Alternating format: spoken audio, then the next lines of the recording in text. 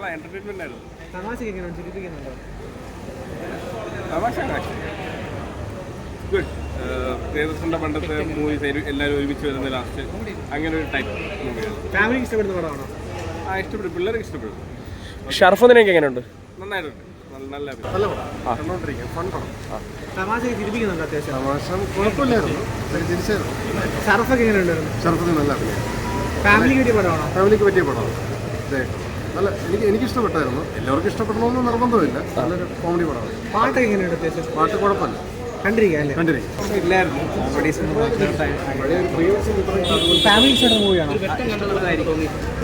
ഷറഫുദ്ദീൻ എങ്ങനെയുണ്ട്? ഷറഫുദ്ദീൻ നൈസായിട്ടുണ്ട്. ടെക്നിക്കലി നല്ല സിനിമയാണ്, പക്ഷേ കോമഡി ഒന്നും അധികം വർക്കൗട്ടായി. Entertaining fun. എനിക്ക് രണ്ടുപേരും ഭയങ്കര ഇഷ്ടമാണ്. ഷർഫുദ്ദീൻ ഭയങ്കര എന്റർടൈനിങ് ആണ്. Enjoyed it. കോമഡി ഒക്കെ എങ്ങനെയുണ്ട്? Comedy super. അത് പ്രിയദർശൻ്റെ മൂവീസ് ഓർമ്മ വന്നു. ആ ലാസ്റ്റിലെല്ലാം അടിയും പിടിയും. എല്ലാവരുടെ പെർഫോമൻസും കാര്യങ്ങളൊക്കെ എങ്ങനെയുണ്ട്? എല്ലാവരുടെ പെർഫോമൻസ് നല്ലതായിരുന്നു.